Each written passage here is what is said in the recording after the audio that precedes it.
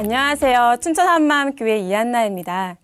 저는 세상의 시간표 속에서 3박자 늦은 인생을 살았는데요. 부활하신 예수님을 만나고 보니 3박자 늦은 인생이 최고의 삶이었다는 것을 나누고자 이 자리에 섰습니다. 저는 중학생 때부터 선생님이 되고 싶었어요. 그런데 수능을 망쳐버린 거예요. 하지만 꿈을 포기할 수 없었기에 대학을 하향 지원했고 다행히 한 군데에서 합격 통보가 왔습니다. 남들이 알아주는 대학은 아니었지만 대학생이 될 생각을 하니 정말 기쁘더라고요. 그런데 며칠 후 아빠가 자고 있는 저를 흔들어 깨우시는 거예요. 술을 드셨는지 술 냄새도 많이 났어요. 다짜고짜 그 대학이 마음에 들지 않으시다면서 가지 말라고 하시는 거예요. 그 순간 화가 나서 나보고 어떻게 하라는 거예요. 그렇게 무책임한 말이 어딨어요. 하며 난생 처음 아빠에게 대들었습니다. 그러자 아빠는 퍽 소리가 나게 제 뺨을 한 대 때리셨고 재수해! 이 한마디로 모든 상황을 마무리 지으셨습니다. 그렇게 한 박자 늦는 재수 인생이 시작되었습니다. 그런데 엎친 데 덮친 격으로 갑자기 부모님이 많이 아프셨는데요. 엄마는 이유 없이 아프셔서 입원을 하게 되셨고 아빠는 유리 파편이 눈에 튀어서 한쪽 눈이 거의 실명위까지 가게 되어 더 이상 일을 하실 수가 없게 되었어요. 예상치 못한 위기가 한꺼번에 몰려오니 무조건 기도하게 되더라고요. 열심히 기도를 하다 보면 어떨 때는 하나님이 살아계시는 것 같은데 어떨 때는 벽에 대고 기도하는 것 같은 답답함이 밀려오기도 했습니다. 모태신앙인이었지만 하나님이 진짜 살아계신지 확신할 수가 없었죠. 대학 재수를 시작하면서부터 춘천교대를 목표로 했습니다. 신기하게도 꼭 여기를 가야겠다는 강한 마음이 들었거든요. 그래서 책이나 노트 맨 앞장에 춘천교대 공사학번 이한나 이렇게 써놓고 하나님께 날마다 기도했습니다. 그런데 수능 며칠 전 엄마가 저를 부르시더니 무슨 꿈을 꾸셨다는 거예요. 엄청 큰 불이 나는 꿈이었는데 저는 그 말을 듣자마자 엄마 불꿈 좋은 꿈 아니일까? 나 수능 대박 나는 거 아니야? 하며 그냥 그렇게 넘겼는데 그의 수능은 정말 대박이 났고 고3 때보다 50점이나 오른 점수로 꿈에 그리던 춘천교대 1차에 당당하게 합격했습니다. 꿈에 부푼 마음으로 2차 논술 시험을 보러 갔는데요. 너무 떨리더라고요. 준비를 많이 못해서 감독관이 들어오기 직전까지 급하게 논술책을 봤는데 글쎄 좀 전에 봤던 그 내용이 그대로 시험 문제 나온 거예요. 결과는 최종 합격이었죠. 합격 발표 후 아빠가 제일 기뻐하셨어요. 저도 덩달아 들떠서 춘천 가면 나 어디서 어떻게 살지? 자취할까? 하숙할까? 이렇게 행복한 고민을 하고 있는데 갑자기 엄마가 가방에서 노란색 종이를 탁 꺼내 드시는 거예요. 순간 불안한 마음이 엄습했습니다. 그 노란색 종이의 정체는 한마음교회 기숙사 홍보종이었어요. 엄마가 다 얘기해놨어. 여기 가면 학교생활, 신앙생활 둘 다 잘할 수 있다더라. 저는 바로 싫다고 했죠. 하지만 엄마가 한 학기만 살아보라고 설득하셔서 어쩔 수 없이 질질 끌려 들어가게 되었습니다. 그런데 신기하게도 기숙사에 들어간 첫날부터 그곳이 마음에 들었어요. 시설도 좋고 학교도 가깝고 무엇보다 언니들이 정말 잘해주셨거든요. 그런데 제 마음에 턱 하나 걸리는 게 있었는데요. 언니들이 제 얼굴만 보면 한나야, 예수님의 부활이 신앙의 근본이야. 이 부활을 통해서 하나님이 살아계시다는 것을 믿을 수가 있는 거야. 이렇게 반복해서 말하는 거예요. 나도 그동안 나름대로 기도 응답도 받고 특별한 체험도 하면서 여기까지 왔는데 자꾸 이렇게 말을 하니까 기분이 살짝 안 좋더라고요. 대학에 와보니 세상은 넓고 아름답고 해보고 싶은 건 정말 많았습니다. 어딘가 내 젊음을 모두 바쳐도 아깝지 않을 것이 반드시 있을 것만 같았어요. 그래서 이것저것 해보기 시작했죠. 악기도 배우고 검도 동아리에도 기웃거렸어요. 국토대장정이나 오지 배낭여행 같은 도전적인 것들도 해보고 싶었죠. 그렇게 세상에 기웃거리다 보니 제 마음속에서 하나님은 점점 멀어져만 갔습니다. 그런데 재수까지 해서 들어온 대학 생활은 제가 생각했던 거랑은 너무 달랐어요. 로망은커녕 정말 바쁘고 치열했습니다. 특히 교대 3학년은 죽을 사, 망할 망, 사망년이라고 불릴 정도로 폭풍 과제가 쏟아지고 과에서 모든 행사의 주축을 맡게 되는 죽음의 학년인데요. 이 모든 것들을 과 대표가 총괄해야 되는데 아무도 원하지 않았던 그 과대표에 제가 제비뽑기로 뽑혀버린 거예요. 정말 스트레스는 최고조였죠. 하루는 과학 시간에 실험을 하려고 비커를 들고 가고 있었는데 갑자기 띵 하고 순간 힘이 풀리더니 들고 있던 비커를 툭 떨어뜨려 버렸습니다. 와장창 깨지는 소리에 정신이 들었어요. 놀란 동기들이 몰려와 과대 많이 힘들지 하면서 깨진 유리 조각들을 치워주더라고요. 이렇게 바쁘고 재미없는 대학 생활을 얼른 마무리 짓고 빨리 선생님이 되고 싶었어요. 그래서 임용고시를 준비하는 4학년이 되었을 때에는 무조건 한방, 이 말을 10년 골수에 새기고 하루에 13시간, 14시간씩 초집중해서 공부했어요. 하지만 그 임용고시에서 똑 떨어지고 말았습니다. 합격자 명단에 제 이름이 없다는 걸 알았을 때 처음에는 눈물도 안 나더라고요. 어떻게 알았는지 발표 날 제 개인 홈피에는 방문자 수가 폭주했고 위로의 글도 남겨져 있었어요. 여기저기서 밥을 사준다는 사람들도 많아서 단순한 저는 맛있는 걸 사준다기에 기분이 좋아져서 내가 지금 떨어진 게 맞나 싶더라고요.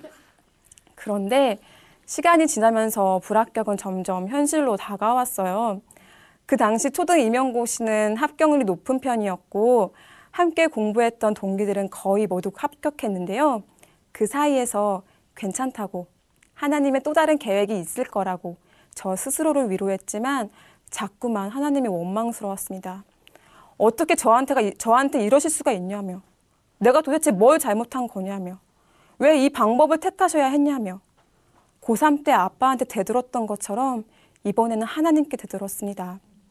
그때 새벽 기도를 나가면 목사님께서 꼭 저를 들으라고 하시는 것처럼 모든 염려를 주님께 맡기라고 하시면서 임용고시 떨어진 건 아무것도 아니에요 라고 몇 번을 말씀하시는 거예요. 저에게는 이게 너무 큰 문제인데 목사님 아무것도 아니라고 하시니 그 말씀에 아멘할 수가 없었어요. 모태신앙으로 태어나 이제껏 신앙생활을 했고 교회 기숙사에서 살고 있었음에도 불구하고 예수님은 저의 관심 대상이 아니었어요. 제 관심은 오직 내 인생, 내 미래뿐이었습니다. 하지만 그것을 하나님께 감추고 싶었어요. 그 사실을 인정하는 순간 내 모든 인생의 계획이 뒤틀릴 것 같고 하나님이 원하시는 인생으로 끌고 가시면서 내 것을 다 빼앗아갈 것 같은 두려움이 있었거든요. 하지만 하나님은 이런 마음을 밑바닥까지 다 들춰버리신 것입니다. 하나님은 다시 한번 저의 인생을 한 걸음 늦추시며 마음을 낮추셨고 마음이 준비가 되길 기다리고 계셨습니다. 다시 공부를 시작하기에 앞서 교회 대학생 수련회를 참석하게 되었어요. 지금 나에게는 하나님과의 멀어진 관계의 회복이 우선이라는 생각이 들더라고요. 공부도 신앙도 다시 시작해보고 싶었습니다. 몇 년 동안 목사님의 말씀을 들었지만 그때 정말 처음으로 목사님의 말씀에 진지하게 집중했어요. 목사님께서는 부활은 역사다라고 선포하셨습니다. 역사라는 말을 듣는데 고1 때 윤리과목 중간고사를 준비하던 제 모습이 떠오르더라고요. 칸트, 루소 등 서양 윤리 사상가들의 업적에 대한 것들을 머리 터지게 외우다가 예수 그리스도가 나온 거죠. 예수 그리스도의 업적에는 십자가의 죽음과 부활이 기록이 되어 있었습니다. 저는 그것을 보고 속으로 쾌재를 불렀어요. 다 아는 내용이니까 외울 게 줄었다고 생각했거든요. 목사님의 말씀을 듣고 그때의 기억을 다시 떠올려 보니 정말 예수님의 부활은 교과서에도 기록된 실제 사건이더라고요. 신비적이거나 신화적인 것이 절대 아니었어요. 이 부활이 예수님이 하나님이시고 지금도 살아계시다는 것을 믿을 수 있는 흔들리지 않는 증거였습니다. 이 사실을 알게 되는 순간 내 마음에서 무겁게 누르고 있던 돌덩이가 떨어져 나가는 것만 같았어요. 하나님께서 주신 증거인 부활을 통해서 믿음이 시작이 되어야 했는데 개인의 신앙적인 경험, 체험, 기도응답을 의지했기에 내가 흔들릴 때 내 믿음도 흔들릴 수밖에 없는 거였더라고요. 그리고 예수님이 죽으시고 부활하신 이유가 성경에 정확히 나와 있었는데요. 이를 위하여 그리스도께서 죽었다가 다시 살으셨으니 곧 죽은 자와 산 자의 주가 되려 하심이니라. 나의 주인이 되어주시기 위해 예수님은 죽으시고 다시 살아나신 거였어요. 예수님을 믿는다는 건 예수님을 주인으로 믿는다는 것이었어요. 그 말을 듣고 내가 그동안 예수님을 잘못 믿어왔다는 것을 알게 되었습니다.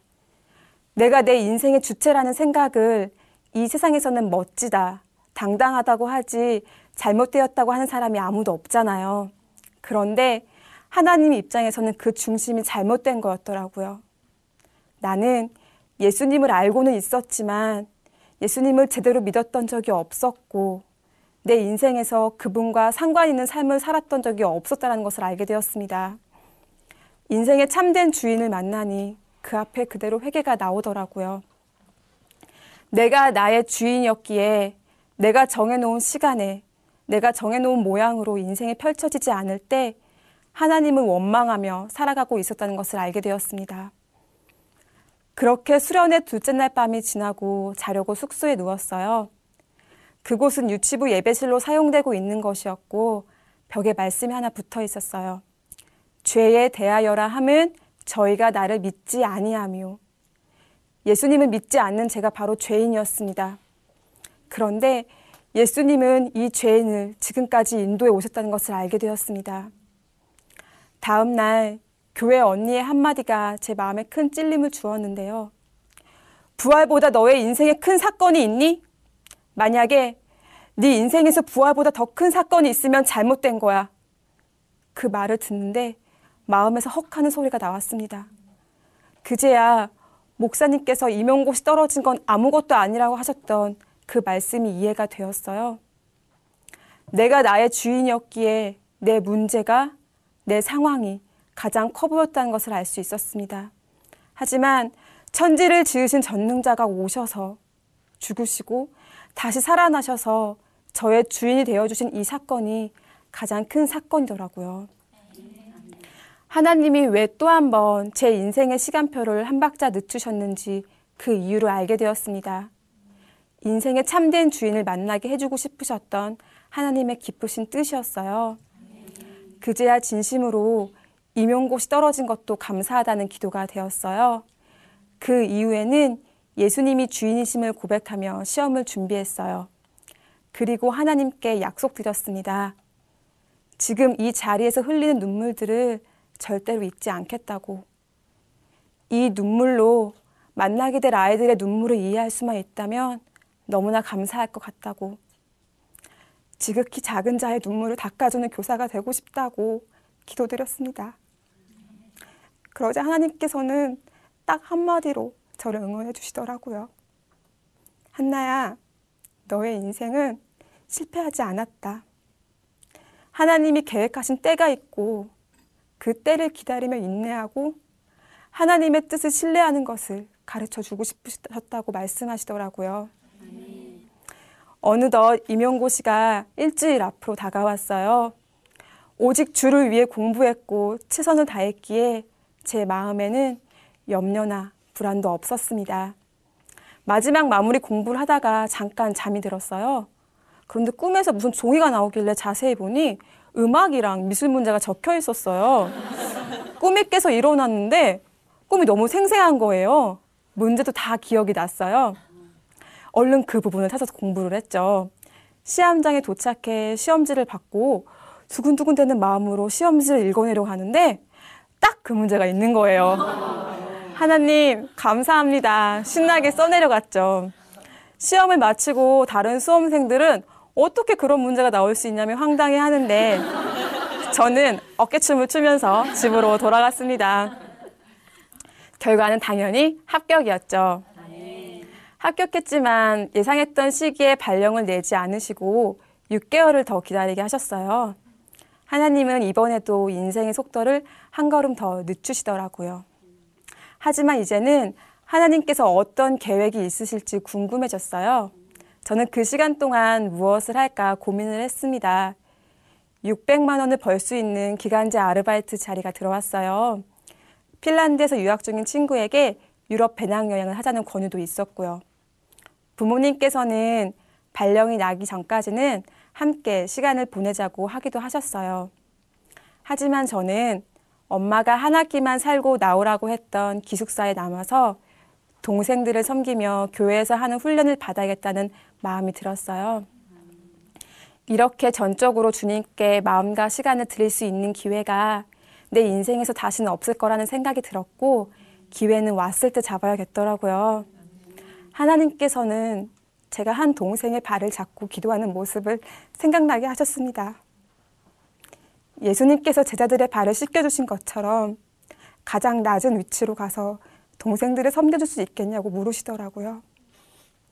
하나님을 버리고 우상을 섬겼던 이스라엘의 왕 여로보암처럼 동생들이 그 길을 가는 것을 방관하지 말라고, 내가 그토록 찾던 의인 한 명이 되어 기도해 줄 수 있겠냐고 물으시더라고요. 저는 드디어 젊음을 모두 드릴 수 있는 것을 찾게 되었고 제 젊음을 예수님께만 드리며 하루하루를 살았습니다. 저는 그때 그 시간을 제 인생의 새벽기도 시간이라고 부릅니다. 세상에 발을 내딛기 전에 하나님께만 모든 것을 의뢰하고 하나님의 마음을 부음받았던 그 시간을 제 평생에 잊지 못할 시간으로 기억합니다.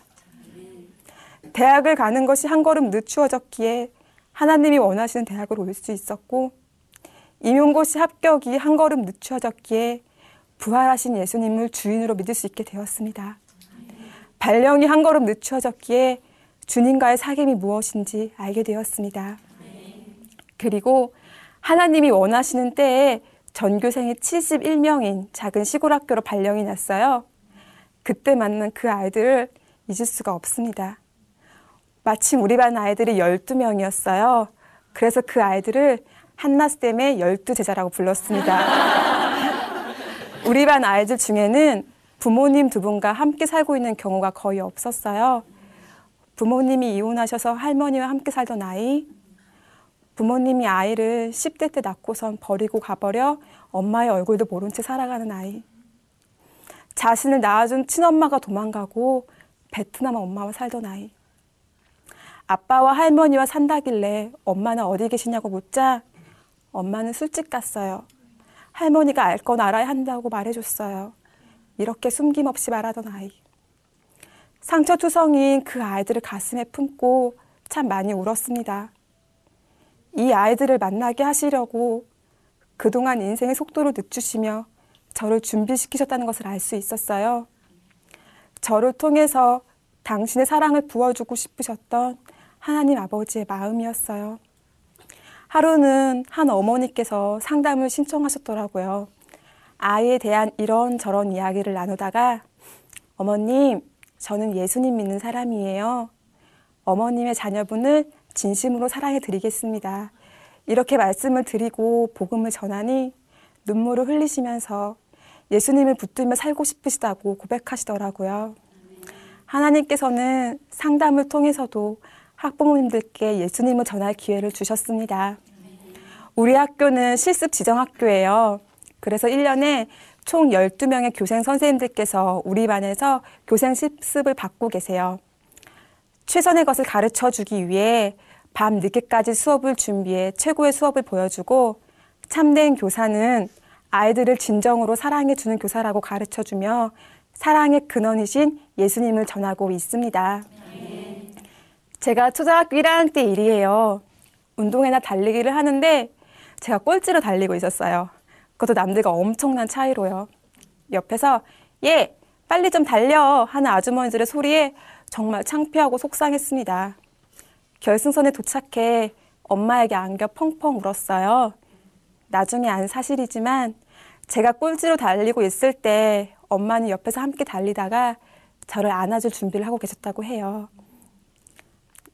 어린 시절의 제 기억처럼 저의 주인 예수님도 3박자 늦는 인생을 살았던 제 옆에서 함께 발걸음 맞추시며 살고 계셨다는 것을 알게 되었습니다. 이제는 제가 그분의 발걸음을 맞추어 드리려고 합니다. 저는 오늘도 이 땅의 삶을 마치는 그날 영원한 나라에서 수고했다 하시며 저를 꼭 안아줄 준비를 하고 계시는 나의 주인과 함께 발걸음 맞춰 힘차게 걸어가고 있습니다. 감사합니다.